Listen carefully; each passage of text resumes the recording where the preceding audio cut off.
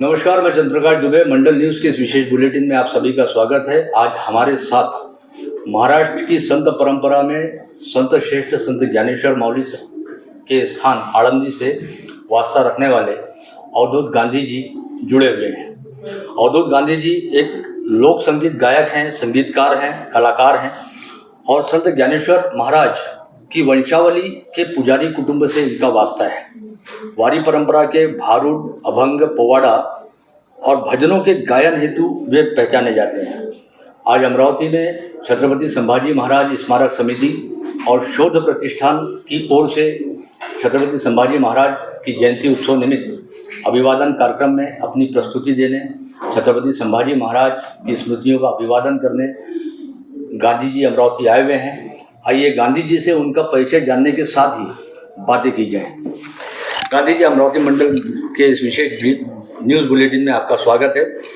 रामकृष्ण हरे, जय शिवराय, जय शंभुराज। मैं चाहता हूं कि आप अपने बारे में कुछ जानकारी हमारे प्रेक्षकों और हमारे दर्शकों को दीजिए कि ये आपकी जो संगीत परंपरा है, आप संत ज्ञानेश्वर महाराज की वंश परंपरा के पुजारियों में शामिल हैं और जिस तरह की लोक संस्कृति को लेकर आप चल रहे हैं, इसके बारे में आप स्वयं स्फूर्त जानकारी दें। अगर जी मैं आपसे सवाल पूछूं, आप मुझे जवाब दें, उससे अच्छा स्वयं स्फूर्त सवाल होगा। जी, सबसे पहले मंडल न्यूज़ चैनल पे जो सभी दर्शक हमें देख रहे हैं उनका मैं स्वागत करता हूं, उनको प्रणाम करता हूं।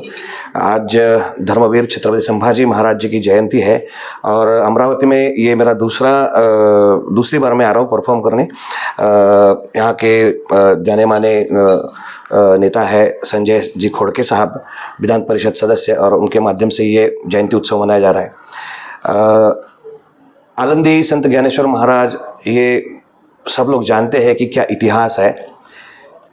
12वीं सदी में संत ज्ञानेश्वर महाराज जी ने अवतार लिया और भक्तों का, सर्वसामान्य जनों का उद्धार करने के लिए ज्ञानेश्वरी जैसा अद्वितीय ग्रंथ उन्होंने रचा। तो उसी परंपरा में संत ज्ञानेश्वर महाराज जी के पुजारी घराने में मेरा जन्म हुआ है और हमारे घराने में उनके ननिहाल की परंपरा है सेवा की।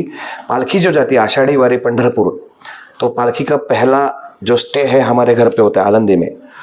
तो बचपन से इसी परंपरा में पला बढ़ा और ये संस्कार, वारकरी संप्रदाय के जो संस्कार है, भजन के संस्कार है, वो बचपन से मुझे मिले।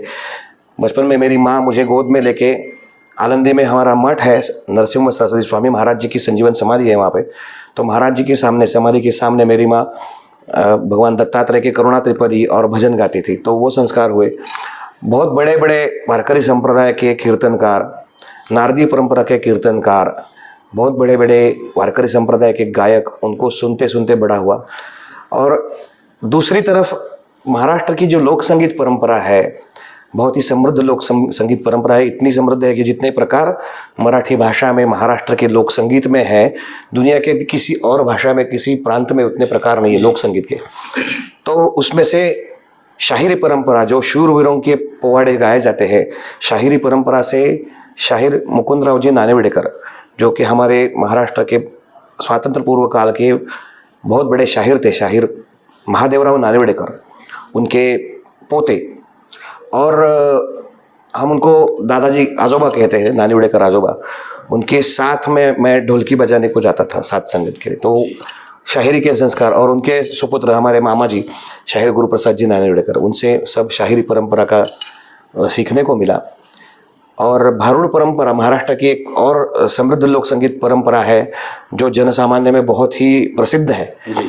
तो भारूड परंपरा से हरिभक्तपरायण विठ्ठल महाराज भोगसे जी करके बहुत बड़े भारूडकार थे, उनको देखते देखते हम लोग बड़े हुए। और मेरे सौभाग्य से जिन्होंने भारूड इस विषय में ही अपनी डॉक्टरेट पदवी की थी, हमारे गुरुजी जी, महाराष्ट्र के सुप्रसिद्ध भारूडकार, संत वाङ्मय के लोक संगीत के जाने माने अभ्यासक डॉक्टर रामचंद्र देखणे सर, उनके साथ में मैं करीब 25 से ज़्यादा साल उनके साथ में बिताए।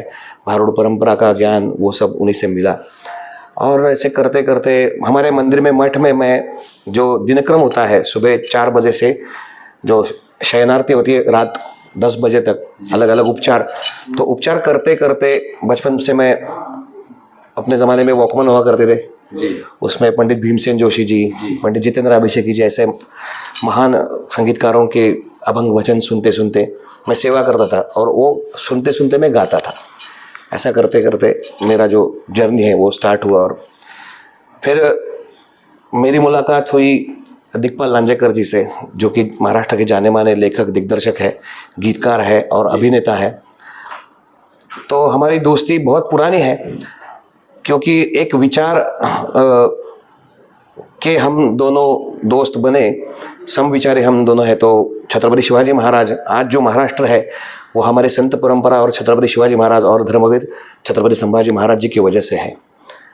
तो उस विषय में उनको 8 चित्रपट, 8 फिल्म बनाने का उन्होंने संकल्प किया था छत्रपति शिवाजी महाराज जी के जीवन चरित्र के ऊपर। शिवराज अष्टक उसको हमने नाम दिया था। तो उससे मैं जुड़ा, अब ये मेरा सौभाग्य है। तो संत परंपरा और इतिहास की परंपरा, ऐसा दोनों का मेल होके आज जो मेरा व्यक्तित्व समाज में दिख रहा है, ये सब ज्ञानेश्वर महाराज जी की, नरसिंह सरस्वती स्वामी महाराज जी की कृपा है, मेरे माँ बाबा के उनके आशीर्वाद है और सभी दर्शकों का, श्रोताओं का प्यार और आशीर्वाद है। आपने ये जो लोक संगीत और लोक संस्कृति को अक्षुण्ण रखने का, जीवित रखने का आप जो काम कर रहे हैं, इसके अलावा आपका बहुत सारे टीवी मालिका और शॉर्ट फिल्म के साथ में भी, जैसा आपने बताया शेर शिवराज, हाँ जी, वो जो अष्टक 8 फिल्में बनी हैं, उसके अलावा भी आपका फिल्म जगत से या शॉर्ट फिल्म डॉक्यूमेंट्रीज के साथ में कुछ संबंध रहा है? बिल्कुल रहा है, उसके बारे में भी जानकारी बिल्कुल रहा है। मैं जैसे बोल सकते हैं कि डेब्यू मराठी फिल्म इंडस्ट्री में जो मैंने डेब्यू किया, मेरा पहला गाना 2010 में टारगेट नाम की फिल्म आई थी जी। उसमें बहुत बड़ी स्टारकास्ट थी, हमारे मराठी के जाने माने कलाकार उसमें थे, संजय नार्वेकर जी, अंकुश जी चौधरी, सिद्धार्थ जाधव जी, स्वप्निल जोशी जी, ऐसी बहुत बड़ी बहुत बड़े बड़े कलाकार, विनय अपटे सर जी थे उसमें। तो उस फिल्म में मुझे 2 गाने गाने का सौभाग्य मिला, लेकिन वो दोनों गाने वेस्टर्न स्टाइल के थे। अच्छा। हाँ, और उसी फिल्म में एक गीत लिखने का भी सौभाग्य मुझे मिला। एक गोंधड़ जो परंपरा है महाराष्ट्र की, एक गोंधड़ का पद मैंने लिखा था। तो इस तरह से डेब्यू मेरा as a singer and lyricist के तौर पे हुआ। फिर बीच बीच में छोटा छोटा काम किया, लेकिन उसके बाद फिर 2016 में एक YZ करके मराठी फिल्म आई थी जी। उसमें एक गाना मैंने गाया था, वो लोक संगीत के इस पे था। तो हरे कृष्णा हरे गाना वो थोड़ा फेमस हो गया जी। लेकिन एक बोलते ना कि आपको एक ऐसा टर्न आता है, एक क्षण आता है आपके जीवन में, वहाँ से आपकी पहचान बननी शुरू हो जाती है, जो टर्निंग पॉइंट रहता है आपका। वैसा 2017-18 के टाइम पे फतेह शिकस्त, जो शिवराज अष्टक की दूसरी फिल्म जी, फर्जन पहले, दूसरी फतेह शिकस्त, तो उसमें से जगत गुरु तुकाराम महाराज जी का अभंग मैंने गाया था। अच्छा। तो वो बहुत ही फेमस हो गया। आज भी वो अभंग बहुत ही यंग जनरेशन बहुत ज़्यादा उसको सुनते हैं, और उस रचना में इतनी प्रेरणा है, स्वयं तुकाराम महाराज जी के शब्द है। तो उस अभंग ने लॉकडाउन के जो पीरियड था, तो उसमें बहुत लोगों को एक प्रेरणा देने का, एक उत्साह देने का काम किया है। तो वहाँ से फिर एक अलग चर हुआ। बीच बीच में मैंने संगीत नाटकों में भी काम किया है जी। उसकी शुरुआत तक 2006 में मैंने पहला संगीत नाटक किया प्रायोगिक रंगभूमि पर, संगीत ना पत्नी ना माता, महाभारत की कथा पर। एक उसमें जो ययाति देव यानी कि बेटी थी माधवी, तो उसका जीवन चरित्र के ऊपर वो है जी। तो उसमें एज अ लीड और कह सकते हैं कि एज अ विलन मेरा कैरेक्टर था। अच्छा। विश्वामित्र, ऋषि विश्वामित्र जी के शिष्य गालव ऋषि जी का रोल मैंने किया था। तो उसको उसमें मुझे जो स्पर्धा होती है, राज्य नाट्य स्पर्धा, उसमें मुझे अवार्ड भी मिला था। उसके बाद हैदराबाद में मेरी मौसी रहती है और उनकी संस्था है कलाभिषेक करके जी। तो और वो हैदराबाद में मराठी कल्चर, मराठी परंपरा, मराठी साहित्य, काव्य, इसका सबका जतन और संवर्धन करने का काम पिछले 27 साल से कर रहे हैं। तो समर्थ रामदास स्वामी जी की 400वीं जन्म शताब्दी, 4वीं जन्म शताब्दी, 400 साल होते, तो हमने रामदास स्वामी जी के ऊपर, और जगतगुरु तुकाराम महाराज जी के भी 400वां जन्म साल था, तो उसको 2 नाटक किए थे, उसमें भी मैंने काम किया था। रामदास स्वामी जी के, समर्थ रामदास स्वामी जी के नाटक में मैंने रामदास स्वामी जी का किरदार निभाया था। और बाद में व्यावसायिक रंगभूमि पर एक नाटक मैंने किया था, वो भी परंपरा से जुड़ा हुआ है, कह सकते हैं कि जो महाराष्ट्र की नाटक परंपरा है, संगीत नाटक परंपरा कहाँ से शुरू हुई, संगीत नाटक और सब दोनों नाटक, संगीत और ये सॉरी। तो हमारे महाराष्ट्र की जाने मानी कलाकार अभिनेत्री है संपदाताई जोगळेकर कुलकर्णी, तो उन्होंने वो लिखा था चीज़ों का रंगभूमि, एक रंगभूमि का इतिहास, तो उसमें 2 किरदार मैंने निभाए थे। एक शाहिर परंपरा का शाहिर में था और नारद मुनि जी का किरदार में था। तो और ये करते करते फिर बाद में एक वेब सीरीज़ मैंने की साईं बाबा जी के ऊपर, उनके जो शिष्य थे महिपति का अवतार जिनको कहा जाता है, दासगुणु महाराज जी। दासगुणु महाराज जी का किरदार मुझे निभाने का सौभाग्य मिला। और सोनी मराठी चैनल, उस पर संत ज्ञानेश्वर महाराज जी के 725वीं जन्म उसमें 725वीं संजीवन समाधि उत्सव वर्ष में ज्ञानेश्वर मालिका हमने सोनी मराठी चैनल पे की थी। एज अ क्रिएटिव हेड मैंने उस पर काम किया था और संत शिरोमणि नामदेव महाराज जी की भूमिका की थी। बाद में दिग्पाल सर ने संत ज्ञानेश्वरांची मुक्ताई ये फिल्म की थी। उसमें मैंने, जिन्होंने इन चारों बच्चों को उनके माँ बाप के देहांत प्रायश्चित के बाद संभाला, संत भोजलिंग काका जी, उनकी भूमिका करने का मुझे सौभाग्य मिला। और बाकी जो अभी अष्टक की फिल्में बन रही है उसमें छोटा छोटा कुछ भी ऐसा कर रहा हूँ। आप वारकरी परंपरा से वास्ता रखते हैं, वारकरी परंपरा को आगे लेके चल रहे हैं। मेरी जानकारी के हिसाब से एक आपका विशेष एल्बम भी आया था जी, Warkaris, the Warkaris ecstasy through music जी। उसके बारे में थोड़ी सी जानकारी। आपको बताऊँ, ये मेरे जीवन का बहुत बड़ा चमत्कार है जी। थोड़ा उसके बारे में बोलना चाहूँगा दर्शकों के लिए। हम लोग जब सेवा करते हैं तो हमारे घराने में परंपरा ऐसी है कि हम वहाँ पे ज्ञानेश्वर महाराज जी की और नरसिंह सरस्वती स्वामी महाराज जी की, अभी हमारी 6ठी पीढ़ी उनकी सेवा में नरसिंह सरस्वती स्वामी महाराज जी की, और ऐसा तब मैं पूरी फुल टाइम वहाँ पे सेवा में था घर। तो ऐसा हमारे यहाँ पे था कि बाकी सब दुनियादारी बाद में, पहली महाराज जी की सेवा। अगर कोई आपसे कोई बड़ा प्राइम मिनिस्टर भी आपको मिलने को आए तो अगर वहाँ पे सेवा का टाइम है तो पहले सेवा खत्म करके फिर ऐसा होता था। और मेरे जीवन में 1999 से लेके थोड़ा रिकॉर्डिंग्स वगैरह होने शुरू हुए थे। तो होता क्या था कि रिकॉर्डिंग के लिए पुणे जाना पड़ता था, और मैं जॉइंट फैमिली में बड़ा हुआ हूँ, तो मुझे चाचा जी, बड़े चाची वगैरह वो डांटते चाह रहे, ये कौन करेगा यहाँ पे। तो मुझे, और हम लोग उल्टी बात भी नहीं कर सकते थे, जो संस्कार आज भी है। तो मैं मम्मी को, मेरी माँ को उनके पास बोलता था कि रिकॉर्डिंग करिए, कुछ भी कहा जा सकता है, रिकॉर्डिंग के लिए मुझे जाना पड़ेगा ना, मेरे लिए स्टूडियो थोड़ी यहाँ पे आएगा, तो मुझे जाना पड़ेगा ना। तो वो बोलती थी मैं क्या, अभी ठीक है। बहुत साल गुजरे। 2010 में हम लोगों ने बाजा गाजा पुणे में एक फेस्टिवल होता था। हमारे भारत के बहुत विदुषी जिनको कहा जाता है पद्म भूषण, जिनको पुरस्कार मिला है, आदरणीय शुभम मुदगल जी और पंडित अनिश प्रधान, जाने माने तबला, तो उन्होंने वो ऑर्गेनाइज किया था और उसमें हम लोगों ने परफॉर्म किया था, जो पारंपरिक हमारा शैली है उसमें परफॉर्म किया था। तो उन्होंने बाद में उसका रिकॉर्डिंग देखा और मुझे कॉल किया कि आपके पास इसका रिकॉर्डेड कुछ है क्या डॉक, आपने उसका कुछ किया है क्या? मैंने कहा नहीं है। तो उन्होंने कहा कि हम लोग इसका CD बनाएंगे, क्योंकि हम लोग जो भारत की ऐसी परंपरा है उनका जतन और संवर्धन करने के लिए ये रिकॉर्ड करके उसका पूरे जग में हम लोग ऑनलाइन माध्यम से पहुंचाने का काम कर रहे हैं। तो पहले मुंबई में रिकॉर्डिंग की डेट फिक्स हुई थी 2011 में, और एक दिन अचानक से मुझे नंदू काका निंबाळकर, उनका जो सब काम देखते हैं, उनका फ़ोन आया, रे अवधूत सुभा जी का ऐसा कहना है कि आलंदी में हम किसी मंदिर में कर सकते हैं क्या?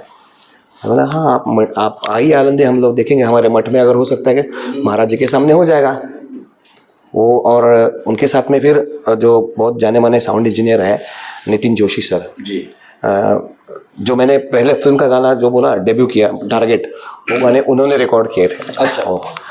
तो वो दोनों आलंदी आए, उन्होंने मठ देखा, सब उसका एकॉस्टिक वगैरह चेक किया और बोले बढ़िया है, इसका जो नेचुरल एक ये मिल रहा है एम्बियंट साउंड वो बहुत ही बढ़िया, और यहाँ पे करेंगे हम लोग। तो उनका पुणे में वो टाइम पे साउंड आइडिया करके स्टूडियो था जी। तो और सौभाग्य से कहे या योगायोग कह सकते हैं आप, एकादशी थी जिस दिन रिकॉर्डिंग था। अच्छा। 5 सितंबर 2011 एकादशी के दिन पूरा दिन भर रिकॉर्डिंग चला, पूरा स्टूडियो निकाल के उन्होंने मंदिर में लाके लगा दिया था। इतना ही नहीं, इससे आगे क्या हुआ, शुभा जी खुद आई थी, अनिश सर खुद आए थे, शुभा जी ने मेरा छोटा इंटरव्यू लिया था, वो भी यूट्यूब पे है, आप देख सकते हो। और वो रिकॉर्डिंग अच्छे से हुआ, 7 घंटे हम लोगों ने सब वो रिकॉर्ड किया। 2-4 दिन बाद उसके बाद शोभा जी के 2 आर्टिकल्स आए। एक द ओपन नाम का मैगजीन है, तो उसका शीर्षक था म्यूजिक टू देयर ईयर्स। ये अच्छा, द ओपन मैगजीन के आर्टिकल का शीर्षक था। और दूसरा एक कोई न्यूज़पेपर था इंग्लिश, अभी मुझे याद नहीं, पूरा नेशनल लेवल का जो न्यूज़पेपर है, उसमें उनका एक आर्टिकल आया था। उसका टाइटल था when a temple turn into a recording studio. अच्छा। और ऐसा होता था वो टाइम पे, मैं मंदिर में जो गर्भगृह है, महाराज जी की समाधि है, संजन समाधि, तो दिन भर के जो टाइम टेबल है उसमें से 2 टाइम मेरे ऐसे रहते थे कि मैं और महाराज जी, मैं गा रहा हूँ, मैं सेवा कर रहा हूँ, वो हमारा दोनों का ही टाइम रहता था। आप अगर आनंद आएंगे, उनके जो मुखौटा है जो समाधि पे रखते हैं हम लोग, आप उसको देखेंगे कि आपको लगेगा कि ये बात करते हैं आपके साथ। क्या बात। हाँ, और ऐसे ही फिर कुछ दिन बाद मैं बैठा था और मानो मुझे वो बोल रहे हैं, अरे तू क्या कहता था कि मेरे लिए स्टूडियो यहाँ पे आएगा, रिकॉर्डिंग के लिए मुझे ही जाना पड़ेगा ना, ऐसा तू बोलता था, तेरे लिए मैंने स्टूडियो लाया यहाँ पे। क्या बात। तो ये चमत्कार है। और शोभा जी जैसे जो कलाकार है, बहुत ही रेयर ये है कि वो हर तरह की कला को सराहने का, उसको बढ़ावा देने का काम ये लोग करते हैं। जी। एक्चुअली कुछ ज़रूरत नहीं है, खुद में इतने पर उनके इतना बिजी शेड्यूल रहता है, फिर भी उन्होंने जो ट्रेन में भिक्षा मांगते हैं गा के, ऐसे वो उस कलाकार से लेके बड़े से बड़ा कलाकार सभी को एक मंच देने का उन्होंने काम किया। और मेरा सौभाग्य मैं ऐसे कलाकारों से जुड़ा। और उनके जो हारमोनियम उनके साथ बजाते पंडित सुधीर नायक जी, वो भी हम लोगों ने कई दफ़ा उनको ऐसे बचपन में ऐसे देखा था, स्टेज पे बहुत दूर से देखा था। तब पता नहीं था कि एक दिन भगवान की कृपा से, ज्ञानेश्वर महाराज जी की कृपा से इनके साथ परफॉर्म, इनका प्यार मिलेगा। और ये सब मैं सोचता हूँ कि ये कृपा ही है। अवधूत जी, वारकरी परंपरा से आप जो वास्ता रखते हैं, आजकल बहुत सारे रियलिटी शोज होते हैं, गीत संगीत की बातें होती हैं, उसमें कितना गीत संगीत होता है ये आप भी अच्छे से जानते हैं और मैं भी बहुत अच्छे से जानता हूँ। लेकिन जिस लोक संगीत को आप लेके चल रहे हैं, ये लोक संगीत जीवित रहे, ये लोक संस्कृति जीवित रहे, आपके बाद में आने वाली पीढ़ी में भी ऐसे वादक, ऐसे गायक और ऐसे गीतकार, ऐसे शाहिर तैयार हो, क्या इसके लिए भी कुछ आप लोग प्रयास करते हैं? अभी कुछ सालों से हम लोग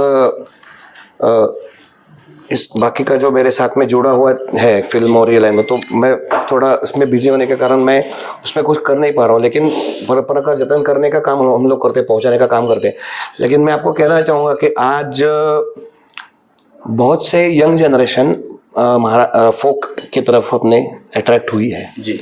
बहुत बड़ा अच्छे अच्छे कलाकार उसमें थे, जैसे शास्त्रीय संगीत में भी हो रहे हैं। क्योंकि हम लोग, मैं भी बचपन में सुनता था ऐसा, बड़े बड़े कलाकार कहते थे कि यार हमारे बाद कैसा होगा, क्या होगा।